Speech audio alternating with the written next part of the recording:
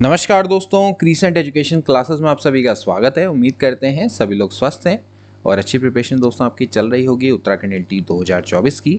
हमारी विशेष सीरीज में दोस्तों आज हम एक और मॉडल पेपर आपके लिए लेकर आए हैं, पार्ट नंबर 7। इससे पहले हमने 6 मॉडल पेपर आपको सॉल्व करवाए हैं। अभी तक आपने अगर वो मॉडल पेपर नहीं देखे तो जरूर एक के बाद एक देख डालो, क्योंकि दोस्तों ऐसे प्रश्न ही आपके एग्जाम में आने की संभावना रहेगी। ये मॉडल पेपर बिल्कुल आपके नए सिलेबस के अकॉर्डिंग डिज़ाइन किए गए हैं। एक महीना दोस्तों यहाँ से आपके पास रह गया है। अब आप दोस्तों जो भी चीज़ें आपने पढ़ी हैं उनको रिवाइज करें और पूरे मनोयोग से दोस्तों प्रिपरेशन करें। एक टाइम टेबल बनाएं, उस टाइम टेबल को दोस्तों जरूर फॉलो करें और कंटिन्यूस प्रिपरेशन दोस्तों करते चले जाएं। कोई भी समस्या आपको नहीं आएगी। बड़े से बड़ा सिलेबस है वो भी कवर हो जाता है, लेकिन आपको लगातार कंटिन्यूस प्रिपरेशन दोस्तों करनी है। अनुशासित तैयारी आपको करनी होगी। तो चलिए दोस्तों आज की हम क्लास को स्टार्ट करेंगे। आज है मॉडल पेपर पार्ट नंबर 7। आगे बढ़ने से पहले अगर आपको और मॉडल पेपर चाहिए, मॉक टेस्ट चाहिए, नोट्स चाहिए, तो अभी भी दोस्तों आपके पास काफ़ी समय है। आप हमारे टेलीग्राम चैनल को दोस्तों तुरंत ज्वाइन कर लीजिए। लिंक अबाउट सेक्शन में दिया गया है, वहाँ पर दोस्तों आपको मॉक टेस्ट, इसके अलावा नोट्स, इनकी सुविधा दोस्तों आपको मिल जाएगी। और आगे बढ़ने से पहले दोस्तों इस मॉडल पेपर में आपके कितने मार्क्स आते हैं ये जरूर बताइएगा। इससे हमें भी दोस्तों मोटिवेशन मिलेगा, हमें भी लगेगा कि आप हमारी जो क्लासेस हैं उनको सीरियसली देखते हैं और इसको अपने दोस्तों के बीच में जरूर शेयर करिएगा। इसके बाद हम आपके लिए और भी बढ़िया बेहतरीन मॉडल पेपर लेकर आते रहेंगे। हमने पहले भी ये काम किया है और आगे भी करते रहेंगे। तो चलिए आज की क्लास को शुरू करेंगे। तो दोस्तों आज है मॉडल पेपर पार्ट नंबर 7। चलिए स्टार्ट करेंगे क्वेश्चन नंबर 1 से। यह कथन किस विचारक का है? वास्तविक शिक्षा का संचालन वास्तविक दर्शन ही कर सकता है। Ross, Herbert, Spencer, Adams. तो देखना दोस्तों स्टेटमेंट भी जरूर आपका एक देखने को मिलेगा। तो only real philosophy can conduct real education. Who said that? तो who said that? Herbert Spencer. तो ये हर्बर्ट स्पेंसर थे, इन्होंने बोला था वास्तविक शिक्षा का संचालन वास्तविक दर्शन ही कर सकता है। इसके बाद अगला देखेंगे, स्वामी विवेकानंद ने किसकी सर्वोच्च धारणा प्रस्तुत करी? रामायण को इन्होंने सर्वोच्च माना, महाभारत को सर्वोच्च माना, ब्राह्मण ग्रंथों को या फिर वेदों को? तो Swami Vivekananda present the concept of supremacy of which. तो इसका राइट आंसर क्या हो जाएगा? काफी आसान है, वेदों की सर्वोच्चता। वेदांतों को दोस्तों इन्होंने बहुत महत्वपूर्ण माना, इन्होंने माना कि दे आर सुप्रीम। तो इन्होंने प्रेजेंट किया the concept of supremacy of Vedas. ठीक है, तो वेद की सर्वोच्चता। अगला देखेंगे, यथार्थवाद की शिक्षण विधियां बल देती हैं। किस पर बल देती है? लेकिन आपको असत्य कथन का चुनाव करना है। 3 इसमें से सही होंगे, एक गलत होगा, उस एक गलत का आपने चुनाव करना है। ज्ञानेंद्रियों का प्रशिक्षण, वैज्ञानिक दृष्टिकोण का विकास, केवल पुस्तकीय ज्ञान प्रदान करना या फिर सांस्कृतिक और व्यवसायिक शिक्षा के समन्वय पर बल।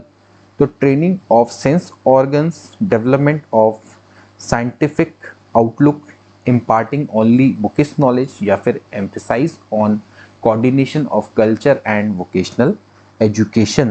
So what should be the right option? काफ़ी आसान है आपके लिए पहचानना इस चीज़ को। तो राइट ऑप्शन क्या हो जाएगा? ऑप्शन नंबर सी, केवल पुस्तकीय ज्ञान प्रदान करना। ये यथार्थवाद की शिक्षण विधियाँ इसको नहीं सिखाती है। यथार्थवाद की शिक्षण विधियाँ क्या बताती है? ज्ञानेंद्रियों पर प्रशिक्षण दो, क्योंकि यथार्थवादी वस्तु जगत को ही वास्तविक मानते हैं। और जब बालक की ज्ञानेंद्रियों का विकास पूरी तरह से होगा तभी वो वस्तुओं का प्रत्यक्ष ज्ञान प्राप्त कर पाएगा। इसलिए ज्ञानेंद्रियों का प्रशिक्षण तो बहुत अति आवश्यक हो जाता है। वैज्ञानिक दृष्टिकोण का भी दोस्तों विकास करना है, ठीक है, क्योंकि प्राकृतिक और सामाजिक पर्यावरण का स्पष्ट ज्ञान उसको वैज्ञानिक विधियों से ही मिलेगा। इसलिए वैज्ञानिक दृष्टिकोण का भी विकास करना है। और इसके अलावा सांस्कृतिक और व्यावसायिक शिक्षा पर भी समन्वय दिया गया है। इन दोनों के कोऑर्डिनेशन पर भी बल दिया गया है। ठीक है, तो यहाँ पर जो केवल पुस्तकीय ज्ञान प्रदान करना, ये आपके रियलिज्म की शिक्षण विधियाँ नहीं है। इसके बाद बात करेंगे, भारतीय संविधान की प्रस्तावना कितने प्रकार के न्याय की बात करती है? कितने टाइप के दोस्तों जस्टिस की बात है जो कि प्रेमबल सुनिश्चित करती है? तो प्रेमबल दोस्तों आपके 3 तरह के न्याय को दोस्तों सुनिश्चित करती है। एक है राजनीतिक, ठीक है, मैं यहाँ पर लिख देता हूं, आप इसको लिख लीजिएगा। दूसरा है आर्थिक एंड तीसरा है सामाजिक। ओके, तो राजनीतिक, आर्थिक और सामाजिक, इन 3 तरह के न्याय को दोस्तों सुनिश्चित करती है। कौन? भारतीय संविधान की प्रस्तावना। तो 3 तरह के दोस्तों न्याय है, सामाजिक, आर्थिक और राजनीतिक। अगला देखेंगे क्वेश्चन नंबर 5, शिक्षा में निवेश किस प्रकार की पूंजी निर्माण के समान है? जब आप एजुकेशन में इन्वेस्टमेंट करते हैं तो ये किसके सिमिलर है? किसके सिमिलर है? कैपिटल इंफॉर्मेशन के, संपत्ति पूंजी, सार्वजनिक संपत्ति पूंजी, मानव पूंजी या फिर व्यवसायिक पूंजी। तो राइट ऑप्शन हो जाएगा मानव पूंजी। देखिए, जब आप शिक्षा में दोस्तों आप निवेश करते हैं तो आप ह्यूमन कैपिटल का फॉर्मेशन कर रहे होते हैं, क्योंकि ह्यूमन कैपिटल का फॉर्मेशन इन द सेंस, क्योंकि जब आप दोस्तों शिक्षा में निवेश करते हैं तो ह्यूमन आपके शिक्षित होते हैं, जब वो शिक्षित होते हैं तो फिर दोस्तों वो व्यवसाय करते हैं, रोजगार प्राप्त करते हैं और धन कमाते हैं, तो एक तरह से वो मानव पूंजी का निर्माण कर रहा होता है। ठीक है, तो आप एक तरह से इन्वेस्टमेंट जब कर रहे हैं तो मानव पूंजी का भी क्या होता है? निर्माण होता है। ह्यूमन अपने आप में दोस्तों क्या है? पूंजी है, ठीक है ना, क्योंकि वो कमा सकता है, वो धन कमा सकता है, तो कैपिटल फॉर्मेशन। ठीक, सो सी वाला ऑप्शन क्या हो जाएगा? राइट हो जाएगा। अगला देखिए क्वेश्चन नंबर 6, प्रतिवर्ष किस दिन को विश्व योग दिवस के रूप में मनाया जाता है? 21 अप्रैल, 12 जून, 21 जून या फिर 21 मई। So which day is celebrated as world yoga day? तो भैया विश्व योगा दिवस क्यों मनाया जाता है, कब मनाया जाता है? ये मनाया जाता है 21 जून को। तो 21 जून को मनाया जाता है। क्यों मनाया जाता है? बेहतर स्वास्थ्य के लिए, ठीक है, ताकि हमारा स्वास्थ्य अच्छा रहे, तो उसके लिए योग का प्रयोग किया जाता है। योग दोस्तों आपका क्या है? प्राचीन शारीरिक अभ्यास है जिसमें हल्का फुल्का व्यायाम होता है, सांस पर दोस्तों कंट्रोल होता है, थोड़ा ध्यान इसमें मेडिटेशन लगाया जाता है, ये सब आपका योग होता है। ठीक है, फिर इसके बाद दोस्तों इसी के क्रम में फिट इंडिया मूवमेंट भी दोस्तों स्टार्ट किया गया था अगस्त 2019 में प्रधानमंत्री नरेंद्र सिंह मोदी के द्वारा। ठीक है, तो नरेंद्र मोदी के द्वारा, नरेंद्र सिंह कह दिया मैंने, नरेंद्र मोदी जी के द्वारा दोस्तों स्टार्ट किया गया था ये। और ये भी दोस्तों इसीलिए था कि जो हमारे भारतीय नागरिक हैं वो शारीरिक रूप से सक्रिय जीवन शैली को अपनाएं और फिट रहें, तो इसलिए दोस्तों ये फिट इंडिया मूवमेंट को स्टार्ट किया गया था। अगला देखेंगे क्वेश्चन नंबर 7, भारत में सतत एवं व्यापक मूल्यांकन किस वर्ष दोस्तों लाया गया? 2007, 2008, 2009, 2010। तो देखिए, continuous and comprehensive evolution introduce in India in 2009। तो देखिए 2009 में दोस्तों शिक्षा का अधिकार अधिनियम दोस्तों आया था, और यहाँ पर दोस्तों ये मूल्यांकन है, इसको काफ़ी इंपॉर्टेंस दी, और इसके क्रम में ही दोस्तों जो 2009 है उसी में दोस्तों सतत एवं व्यापक मूल्यांकन का कॉन्सेप्ट आया। इसी वर्ष दोस्तों इसको लाया गया, केंद्रीय माध्यमिक शिक्षा बोर्ड के द्वारा दोस्तों इसको पेश किया गया। मूल्यांकन का दृष्टिकोण काफी दोस्तों महत्वपूर्ण है, जहां पर बच्चे का कंटिन्यूअस और कॉम्प्रिहेंसिव इवैल्यूएशन किया जाता है, लगातार मूल्यांकन किया जाता है और काफी ब्रॉड लेवल पे मूल्यांकन किया जाता है। ठीक है, अगला देखिए क्वेश्चन नंबर 8, निम्न में से कौन सी एक केस स्टडी का प्रकार नहीं है?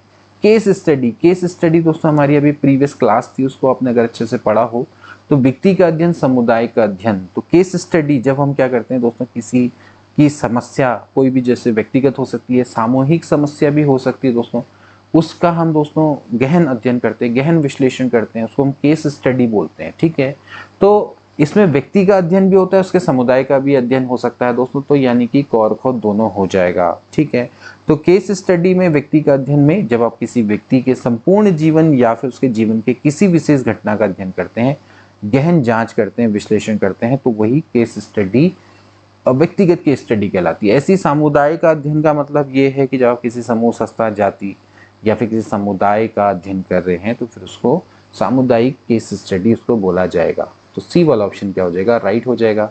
अगला देखिए क्वेश्चन नंबर 9, ओवरहेड प्रोजेक्टर के संदर्भ में आपको बताना है कि कौन सा सही है। ओवरहेड प्रोजेक्टर समस्त प्रक्षेपित होने वाला प्रोजेक्टर है, बिल्कुल राइट है। ओवरहेड प्रोजेक्टर को सबसे पहले प्रयोग द्वितीय विश्व युद्ध के दौरान सिपाहियों को प्रशिक्षण देने में किया गया था। इसके बाद ओवरहेड प्रोजेक्टर किसी विषय से संबंधित विषय वस्तु पर विभिन्न ट्रांसपेरेंसी निर्मित होती है। ऑल आर दोस्तों करेक्ट। ओवरहेड प्रोजेक्टर, ठीक है, नाम से पता लग रहा है कि ओवरहेड प्रोजेक्टर जो कि प्रोजेक्ट करेगा, तो प्रोजेक्टर समस्त प्रक्षेपित होने वाला दोस्तों प्रोजेक्टर है। ठीक है, तो ये बहुत इंपॉर्टेंट है दोस्तों। इसमें विषय से संबंधित विषय वस्तु पर विभिन्न दोस्तों ट्रांसपेरेंसी तैयार की जाती है और इन्हें पर्दे या दीवार पर दोस्तों प्रोजेक्ट किया जाता है। ठीक है, तो बिल्कुल सही है सी वाला ऑप्शन भी। और इसके अलावा अगर इसके हिस्टोरिकल फैक्ट में जाएं तो सबसे पहले इसका प्रयोग द्वितीय विश्व युद्ध के दौरान सिपाहियों को प्रशिक्षण देने में किया गया था। सो डी वाला ऑप्शन इसका राइट हो जाएगा। All are correct. ठीक है, अगला देखेंगे क्वेश्चन नंबर 10। अब प्रज्ञाता का जो जी है वो किसे संदर्भित करता है? PRAGYATA, 1 2 3 4 5 6 7 8, ये जो 8 इन सबके अपने अपने शब्द हैं दोस्तों। इन शब्दों के मतलब हर जो अक्षर इनके अपने अपने अर्थ हैं। तो जी का अर्थ दोस्तों क्या होता है? रुचि उत्पन्न करना, समझना, मार्गदर्शन करना, विकसित करना। बेसिकली क्या है दोस्तों? ये है गाइड। ठीक है, जी फॉर गाइड, यानी कि सी वाला ऑप्शन क्या हो जाएगा? करेक्ट हो जाएगा। ठीक है, तो प्रज्ञाता के 8 कदमों में दोस्तों जो गाइड है ये मार्गदर्शन को दोस्तों संदर्भित करता है, यानी कि जी जो है वो गाइड को संदर्भित करता है। ठीक है, जो कि छात्रों और शिक्षकों को सही दिशा में मार्गदर्शन करने के लिए महत्वपूर्ण है। तो प्रज्ञाता में जो जी है वो क्या दिखाता है? गाइड। अगला देखेंगे, दीक्षा प्लेटफॉर्म पर उपलब्ध सामग्री किस भाषा में होती है? दीक्षा प्लेटफॉर्म, ठीक है, तो in which language is the content available on Diksha platform? केवल हिंदी, केवल अंग्रेजी, विभिन्न भारतीय भाषाओं में, या फिर केवल क्षेत्रीय भाषाओं में? तो देखिए इसका राइट आंसर हो जाएगा सी वाला। तो विभिन्न भारतीय भाषाओं में दोस्तों जो दीक्षा प्लेटफॉर्म है, यहाँ पर जो कंटेंट होता है वो विभिन्न भारतीय भाषाओं में उपलब्ध होता है।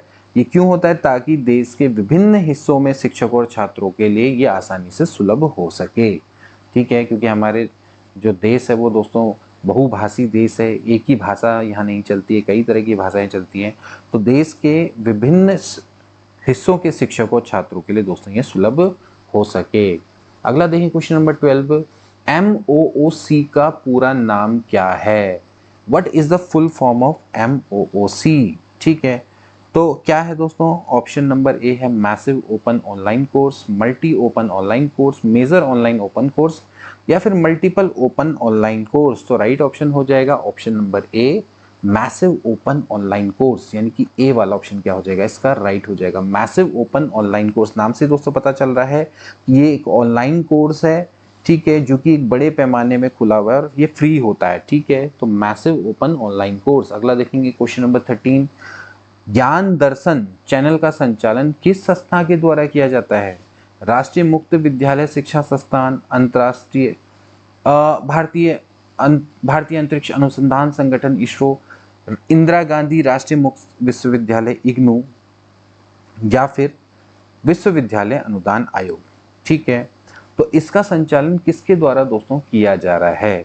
जो ज्ञान दर्शन चैनल है, ठीक है, एक तरह का दोस्तों ये क्या है? शैक्षिक टेलीविजन चैनल है। ठीक है, जो कि विशेष रूप से छात्रों और शिक्षकों के लिए ज्ञान और शिक्षा के प्रसार के उद्देश्य से दोस्तों इसको खोला गया है। ठीक है, अब ये जो चैनल है इसका संचालन दोस्तों किया जा रहा है इग्नू के द्वारा, यानी कि इंदिरा गांधी राष्ट्रीय मुक्त विश्वविद्यालय के द्वारा दोस्तों इसको संचालित किया जा रहा है। ठीक है, तो ज्ञान दर्शन चैनल क्या है दोस्तों? एक एजुकेशनल चैनल है जहां पर खासकर जो छात्र और शिक्षा है इनको एजुकेशन देने से दोस्तों ये संबंधित है, ज्ञान और शिक्षा के प्रसार से दोस्तों ये संबंधित है, और इसका जो संचालन है वो इग्नू के द्वारा किया जा रहा है।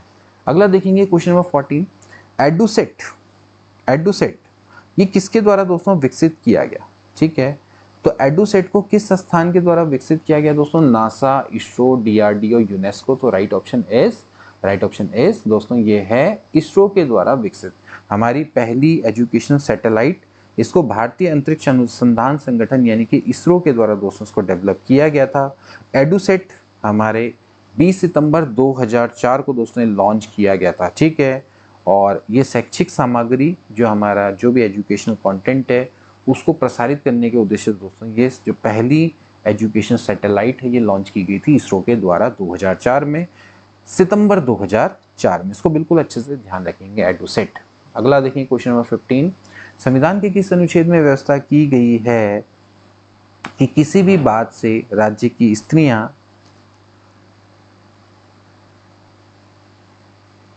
और बालकों के लिए उपबंध बनाने की कोई भी बाधा नहीं होगी? संविधान के किस अनुच्छेद में व्यवस्था की गई है कि किसी बात से राज्य की स्त्रियों और बालकों के लिए उपबंध बनाने की कोई भी बाधा नहीं होगी?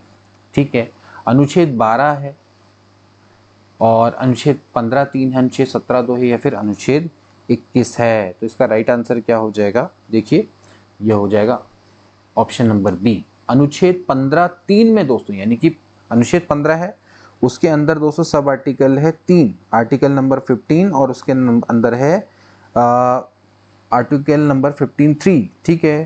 तो यहाँ पर दोस्तों सिंपली लिखा गया है कि संविधान के अनुच्छेद 15(3) में ये व्यवस्था की गई है कि इस अनुच्छेद की किसी भी बात से राज्य की स्त्रियों और बालकों के लिए कोई भी उपबंध बनाने की बाधा नहीं होगी, ठीक है।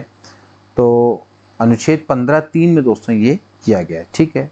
तो यहाँ पर किसी भी बात से राज्य की स्त्रियों और बालकों के लिए उपबंध बनाने में कोई भी बाधा नहीं होगी, ठीक है। मतलब कि कोई भी एक तरह से रिस्ट्रिक्शन नहीं होगा, ठीक है। और किस में रिस्ट्रिक्शन, मतलब कि जो आपका शिक्षा से संबंधित प्रावधान, ठीक है। तो आर्टिकल समझ लेना 15 से 3 का मतलब क्या है कि शिक्षा से संबंधित जो भी प्रावधान है उसमें है, ठीक। तो किसी भी बात से राज्य की स्त्रियों और बालकों के लिए कोई भी उपबंध बनाने में कोई भी बाधा नहीं आएगी, ये सिंपली ये बताता है, ठीक है। अगला देखेंगे क्वेश्चन नंबर 16, विकलांग बच्चों को शैक्षिक व व्यावसायिक समस्याओं का समाधान करने के लिए भारतीय बाल कल्याण बोर्ड, समाज कल्याण बोर्ड की स्थापना की गई है और वो कब की गई है ये बताना है, ठीक है। तो इसका राइट आंसर क्या हो जाएगा, 1952, 1955, 1960 या फिर 1966, ठीक है।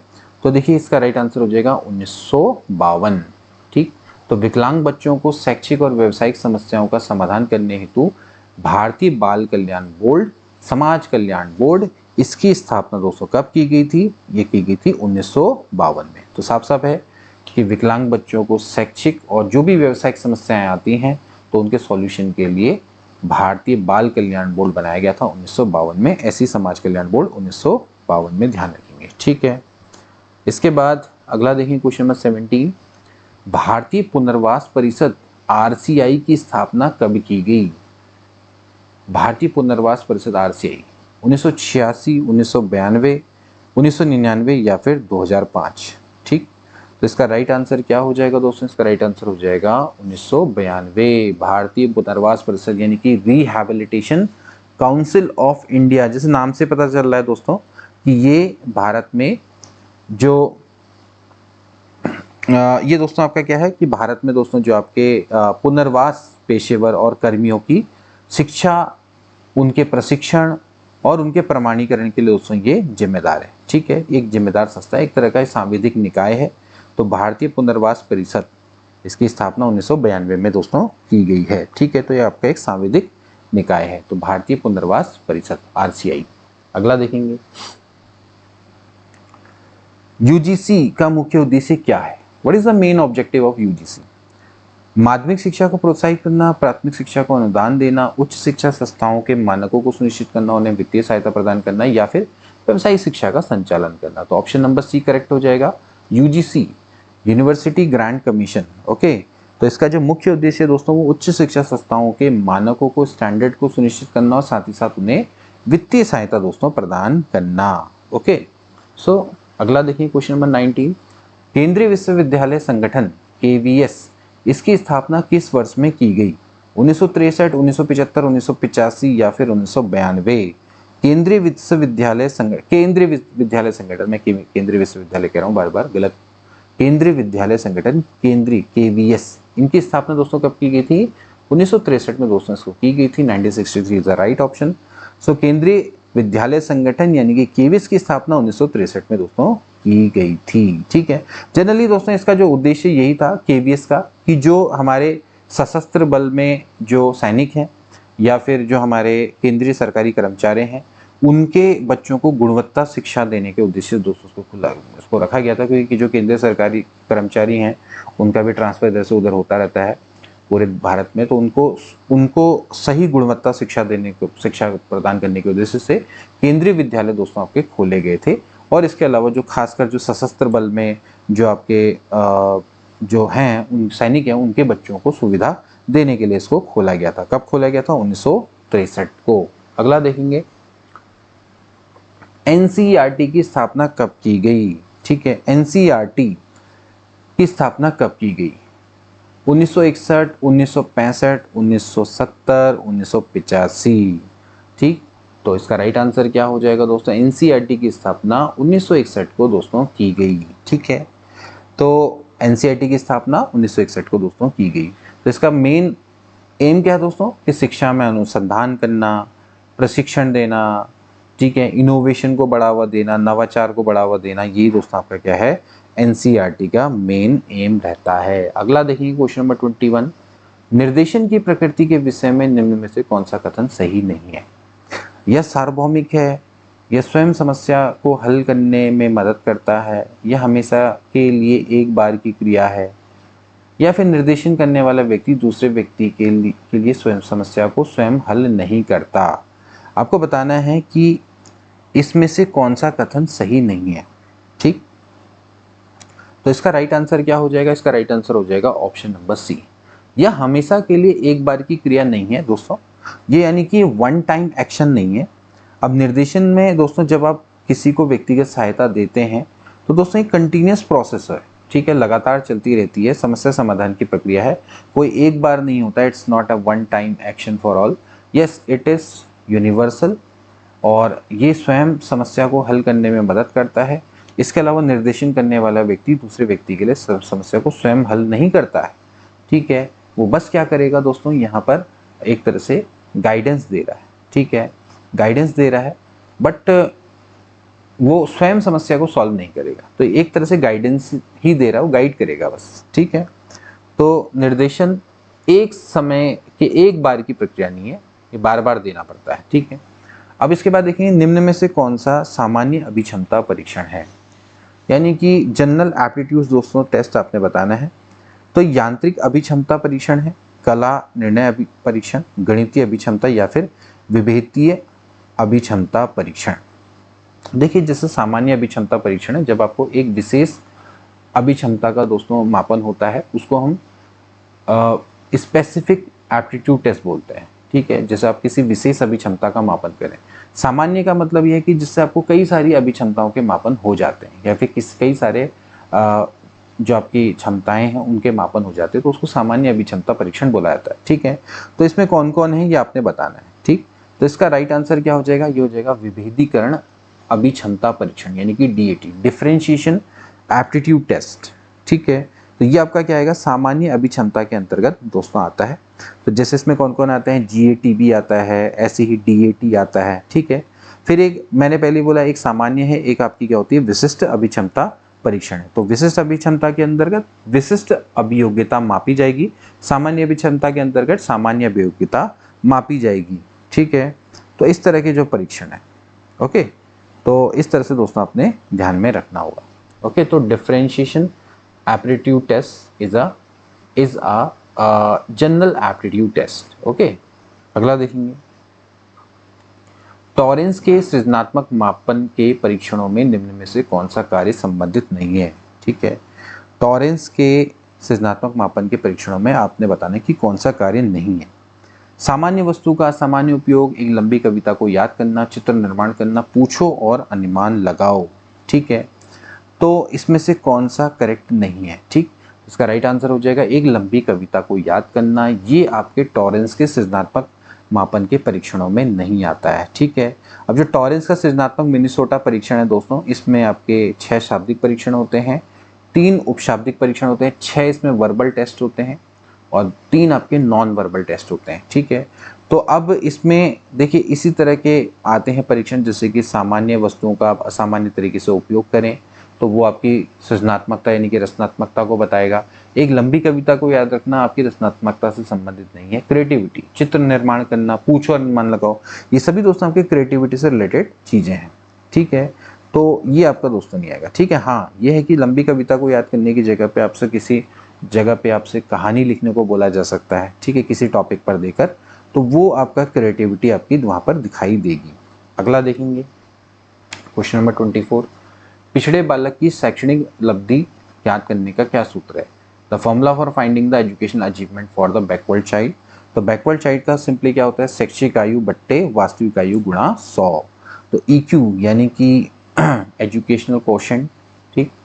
तो यहाँ पर से क्या हो जाएगा, दिस इज ऑप्शन नंबर 1, यानी कि EQ बराबर हो जाएगा EA/CA × 100, यानी कि educational age divided by chronological age into 100। तो ए वाला ऑप्शन इसका राइट हो जाएगा। अगला देखिए क्वेश्चन नंबर 25, सृजनात्मकता मुख्य रूप से किससे संबंधित है, क्या वो अभिसारी से, अपसारी से, अनुकरण से, या फिर मॉडलिंग से। तो इसका राइट आंसर क्या हो जाएगा? इसका राइट आंसर हो जाएगा option number B, it is related to अपसारी चिंतन, यानी कि डाइवर्जेंट थिंकिंग से दोस्तों संबंधित होती है। ठीक है, तो अपसारी चिंतन से, डाइवर्जेंट थिंकिंग से दोस्तों ये संबंधित होती हैं। ठीक है, डाइवर्जेंट थिंकिंग का मतलब क्या होता है दोस्तों कि जब आप आउट ऑफ द बॉक्स सोचते हैं कुछ चीज, ठीक, या फिर आप एक ही समस्या को कई तरह से समाधान करने का प्रयास करते हैं। ठीक है, कई सारे सॉल्यूशंस को निकालते हैं। ठीक, अगला देखेंगे, बाल अपराध का कारण नहीं है शारीरिक दोष, गरीबी, असफलता या फिर उचित घरेलू वातावरण। तो बाल अपराध में दोस्तों शारीरिक दोष आता है, गरीबी आती है, असफलता आती है, सभी आती है, लेकिन उचित घरेलू वातावरण में कभी भी बाल अपराध नहीं होता है। ठीक है, तो बेसिकली बाल अपराध में उचित घरेलू वातावरण नहीं आता है। ठीक, तो डी वाला ऑप्शन क्या हो जाएगा? इसका राइट हो जाएगा। अगला देखेंगे, डी ऑप्शन इज करेक्ट। अगला देखेंगे, निम्न में से कौन सा तरीका छात्रों के मानसिक स्वास्थ्य हेतु उपयुक्त नहीं है? मानसिक स्वास्थ्य के लिए क्या उपयुक्त नहीं है? सद्भावना पूर्ण संबंधों पर बल देना, स्वस्थ पर्यावरण पर बल देना, प्रतियोगिता पर बल देना, स्वयं की स्वीकृति पर बल देना। ध्यान रखना दोस्तों की जो प्रतिस्पर्धा प्रतियोगिता होती है वो मानसिक स्वास्थ्य के लिए उपयुक्त नहीं होती है। तो सी वाला ऑप्शन क्या हो जाएगा? राइट हो जाएगा। प्रतियोगिता पर बल देना मानसिक स्वास्थ्य के लिए उपयुक्त नहीं होता है। इसके बाद अगला देखेंगे, भाटिया बुद्धि परीक्षण का प्रयोग किस आयु वर्ग के बालक पर करते हैं? भाटिया बुद्धि परीक्षण काफी दोस्तों फेमस और ये परीक्षण है, और लास्ट टाइम एलटी पर इस पर संबंधित प्रश्न भी आया था। इसमें पूछा गया था कि भाटिया परीक्षण के कितने उप परीक्षण है? 5 इसके उप परीक्षण होते हैं। तो भाटिया बुद्धि परीक्षण का प्रयोग किस आयु वर्ग के बालक करते हैं? 11 से 16 वर्ष, 5 से 10 वर्ष, 12 से 15 वर्ष या फिर 10 से 18 वर्ष। तो इसका राइट आंसर हो जाएगा ऑप्शन नंबर ए, 11 से 16 वर्ष के आयु के वर्ग के बालकों का दोस्तों ये परीक्षण किया जाता है। एक तरह का इंटेलिजेंस टेस्ट है। ठीक, तो ये दोस्तों हैं। ठीक है, इसके अंतर्गत दोस्तों आपके 5 उप परीक्षण आते हैं, जिसको मैं आपको बता दूं क्योंकि ये बहुत बार दोस्तों पूछा जा चुका है। एक तो होता है कोह ब्लॉक डिजाइन परीक्षण, कोह ब्लॉक डिजाइन। ठीक है, तो कोह ब्लॉक डिजाइन परीक्षण एक तरह का ये क्रियात्मक परीक्षण होता है दोस्तों। ये भी पर्सनल क्रियात्मक परीक्षण, एक व्यक्ति का एक ही बार में लिया जाएगा और इसमें एक क्रिया करनी होगी। ठीक है, तो कोह ब्लॉक डिजाइन परीक्षण। इसके बाद होता है पास अलोंग परीक्षण, पास अलोंग परीक्षण। ठीक है, इसके बाद फिर तीसरा आता है, राइटिंग के लिए मुझे माफ करना दोस्तों कि यहाँ पर लिखा नहीं जाता प्रॉपर्ली, पैटर्न ड्राइंग परीक्षण। ठीक है, पैटर्न ड्राइंग परीक्षण। ओके, तो ये आपका पैटर्न ड्राइंग परीक्षण है। इसके अलावा फिर आपका एक तात्कालिक स्मृति परीक्षण आता है, स्मृति परीक्षण। ओके, एंड देन इसके बाद आता है चित्र निर्माण परीक्षण, चित्र निर्माण परीक्षण। ठीक, ये आपके भाटिया बैटरी टेस्ट है। इसमें कई सारे टेस्ट है, तो कई सारे टेस्ट मिला के एक बैटरी बन जाती है। ठीक है, एक टेस्ट तो सिंपल होगा, अगर वो कई सारे टेस्ट मिल तो बैटरी बन जाएगी। तो भाटिया बैटरी परीक्षण। ठीक, तो 5 आपके गैस में उप परीक्षण 11 से 16 वर्ष के बालकों के लिए काफी दोस्तों ये महत्वपूर्ण है। ओके, उन्हीं का इंटेलिजेंस टेस्ट लिया जाता है। ओके, अगला देखेंगे क्वेश्चन नंबर 29, निम्न में से इमोशनल इंटेलिजेंस पुस्तक के लेखक कौन है? इमोशनल इंटेलिजेंस, तो इमोशनल इंटेलिजेंस के कौन है लेखक? John Mayer, Daniel Goleman, Peter Salovey या फिर इनमें से कोई नहीं? तो राइट ऑप्शन हो जाएगा option number B, Daniel Goleman के द्वारा दोस्तों ये बुक लिखी गई थी, इमोशनल इंटेलिजेंस, या फिर आप इसको भावनात्मक बुद्धि कह सकते हैं, संवेगात्मक बुद्धि भी कह सकते हैं। तो डैनियल गोलमैन के द्वारा 1995 में दोस्तों इस बुक को लिखा गया था। ओके, लेकिन जो कॉन्सेप्ट है इमोशनल इंटेलिजेंस का वो पीटर सलावे और मेयर के द्वारा पहले दे दिया गया था, लेकिन डैनियल गोलमैन ने इमोशनल इंटेलिजेंस की बुक लिखी थी। इसको आगे जाके उन्होंने यही पढ़ाया। ठीक है, अगला देखिए क्वेश्चन नंबर 30, प्रत्येक व्यक्ति का कार्य निश्चित योग्यताओं का प्रतिबिंब होता है। किसी विशेष कार्य को करने में व्यक्ति अपनी समस्त मानसिक योग्यताओं में से कुछ को प्रतिदर्श के रूप में चुनाव कर लेता है। ये सिद्धांत किसका है? बहुत दोस्तों इंपॉर्टेंट है ये। तो देखिए, ये कह रहा है कि प्रत्येक व्यक्ति का कार्य निश्चित योग्यताओं का प्रतिबिंब करना होता है, और किसी विशेष कार्य को करने में व्यक्ति अपनी समस्त मानसिक योग्यताओं में से कुछ को प्रतिदर्श यानी कि सैंपल के रूप में चुन लेता है। ओके, तो ये सिद्धांत किसके द्वारा दिया गया? थॉर्नडाइक, थर्स्टन, गिलफोर्ड होगा ये, एंड थॉमसन। ठीक, तो ये दोस्तों आपका थॉमसन का प्रतिदर्श सिद्धांत था, जो कि दिया गया था थॉमसन के द्वारा 1916 में। ये इनके द्वारा दोस्तों सिद्धांत दिया गया था कि प्रत्येक व्यक्ति है, उसका जो कार्य होता है वो जनरली निश्चित योग्यताओं का प्रतिबिंब होता है, यानी कि उसके लिए निश्चित योग्यताओं की आवश्यकता होती है, और किसी विशेष कार्य को करने में व्यक्ति अपनी जितनी भी मानसिक योग्यताएं हैं उनमें से कुछ को सैंपल के रूप में उनका चुनाव करता है और फिर उस कार्य को कर लेता है। और ये सिद्धांत आपका थॉमसन के द्वारा दोस्तों दिया गया। तो ये था model paper number 7। I hope that you all like this model paper. अगर ये पसंद आया तो उसको ज़्यादा से ज़्यादा अपने दोस्तों के बीच में शेयर करिएगा। मिलेंगे ऐसे ही मॉडल पेपर के संग नेक्स्ट क्लास में, और इसके अलावा थ्योरेटिकल क्लासेस भी दोस्तों आती रहेंगी, उनको भी जरूर देखते रहें। मिलेंगे नेक्स्ट क्लास में, तब तक के लिए take care and good bye.